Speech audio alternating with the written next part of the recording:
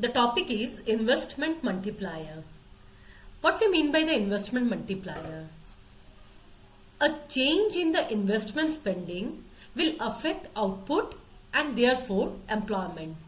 So it is quite obvious that when there will be an increase in fixed business investment, there will be increase in the level of equilibrium, income, output and employment through increase in the productive capacity.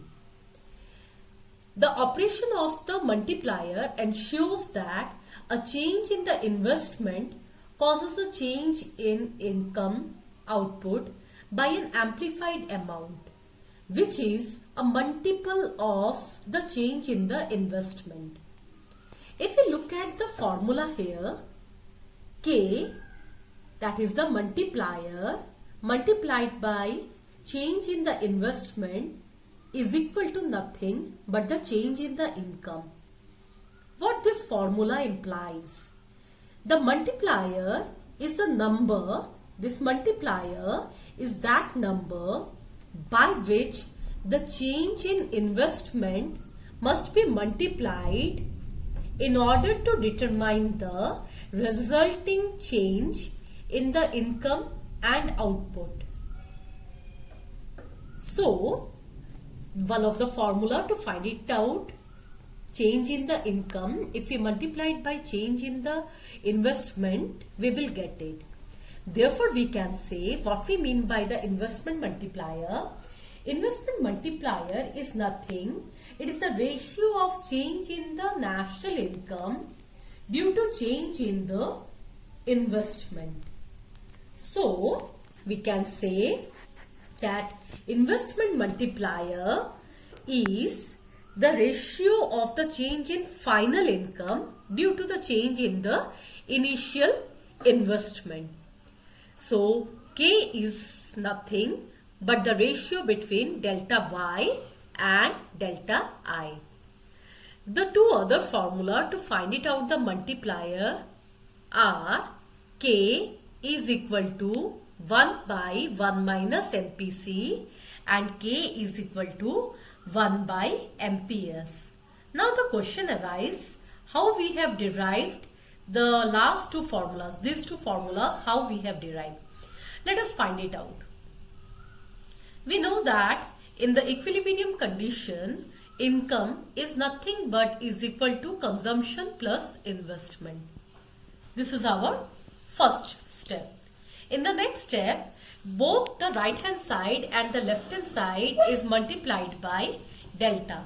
So the delta Y is equal to delta C plus delta I.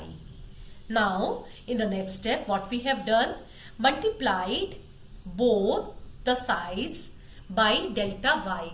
So what we are getting, when we are multiplying delta Y divided by delta I, delta C divided by delta Y and delta I divided by delta Y. Or we can write it out 1 because delta Y and delta Y is equal to 1. 1 is equal to delta C divided by delta Y plus delta I divided by delta Y. If we rearrange this, we will bring 1 here and delta Y and delta I in the fifth step. Now, if we reciprocate them, what will happen? So, instead of denominator delta Y, we are putting it in the numerator and the vice versa. So, in this way, 1 divided by 1 minus delta C by delta Y. So, we know that the multiplier is nothing but the ratio between change in the income to the change in the investment. So, we can write it out K here. And delta C and delta Y is nothing but the MPC. So, K is nothing but the 1 minus MPC, we got it. And the next formula, how come we got 1 by MPS? We know that the MPC plus MPS is equal to 1.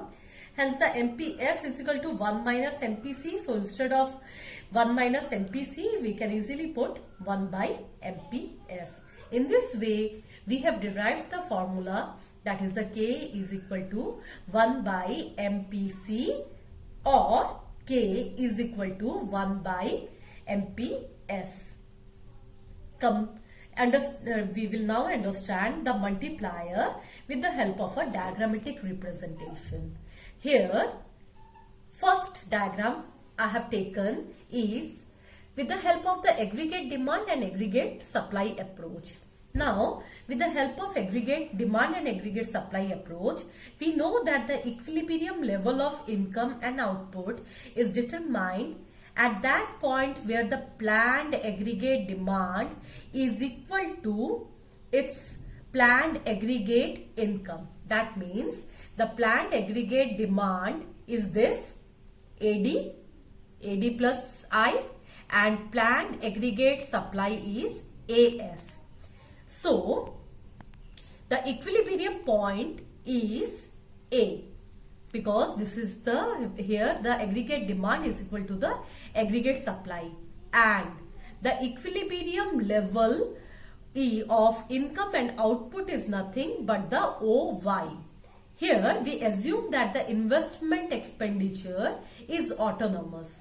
That is, firm plan to invest a fixed amount of I here. This is the A bar actually. This is A bar. A bar means the autonomous expenditure, which is the sum total of autonomous consumption and the autonomous investment. Now suppose there is an increase in autonomous investment. That is, now the firm is planning to invest a higher amount.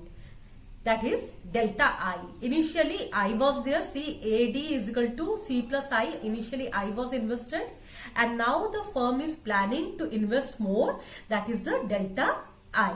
As a result, aggregate demand in the economy increases, and thus the aggregate demand shift in parallel towards and assumes the position of AD1 by an amount delta I. Now, delta आई के change होने से aggregate demand जो है, new aggregate demand curve जो है, वो exactly aggregate demand के parallelly ऊपर शिफ्ट हो जाएगी. जितना कितना पैरेलली डिस्टेंस होगा, जितना हमारा इन्वेस्टमेंट में चेंज होगा. Now A is no longer the equilibrium position. Why? Because now the aggregate demand is more than the income. There will be unplanned decrease in the inventories, inducing producers to produce more output to meet this extra demand. This raises the income, and this will happen till it reaches to the B point. So now the equilibrium point is becoming B, where the new aggregate demand, that is AD1, intersects the 45-degree line, this line. Aggregate. Now the new aggregate demand curve is AD1, and now it is equilibrium at this point, that is the B, and it is the position of the new equilibrium. And now what is the level of output and income here? The output and income are OY1. So if we observe this, we will find that increase in the income and output, delta Y, see this delta Y is little bit greater than the initial increase in the autonomous investment, this delta I. That is, a change in investment causes a multiple change in income. So this we understood with the help of the aggregate demand and aggregate approach. Another way we can understand the investment through the saving and investment approach. We already learned that where the economy is in equilibrium to get the full employment level, of course where the investment is equal to the saving. See here, this is the investment curve, this is the autonomous investment, and this one is the saving curve, and it's intersect at this point. Now, with the change in the investment, this is the change in the investment, that is the delta I. Now, the new equilibrium point becoming is B. Therefore, initially at the previous equilibrium point, the national income output was only OY, but now it is raises to OY1. That means a change in the income resulted a change in the the change in the investment resulted to the change in the income. That is, y1 divided by b a. Students, we have already learned the meaning of the multiplier. What we mean by the investment multiplier? It is the ratio of the change in the final income or output due to a given change in initial investment. That means it is a ratio between delta y by delta I. Now the question arises, what is the maximum value of multiplier? The value of multiplier depends upon the value of MPC. Since we know that the K, that is the multiplier, is equal to 1 by 1 minus MPC. So, the maximum value of investment multiplier can be infinity when MPC is 1. As here you can see that if it is 1, we put the value of MPC here and it will be infinity. And if the MPC is 1, obviously the MPS will be 0. So, infinity will be the maximum value. And the minimum value of investment multiplier can be 1 when MPC is 0.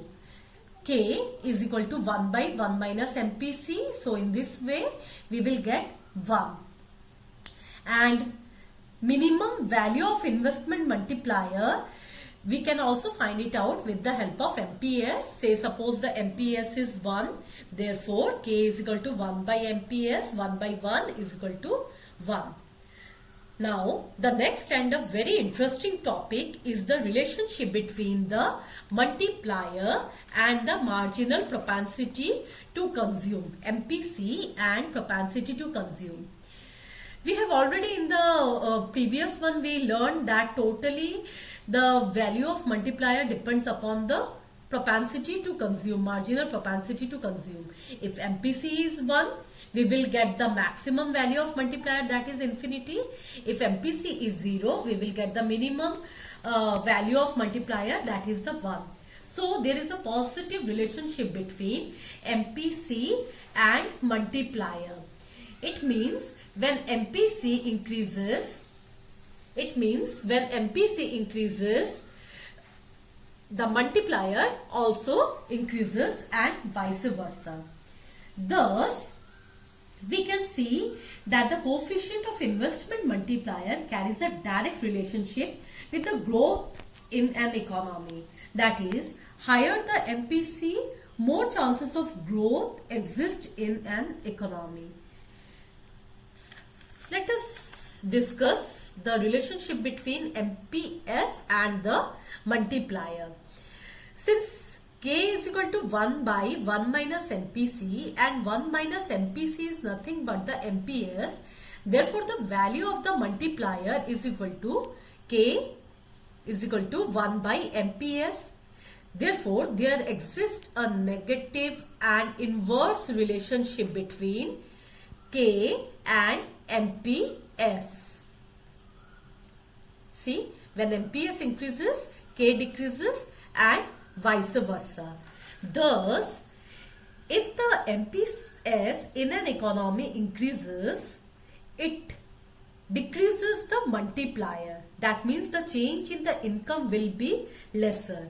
National income increases less number of times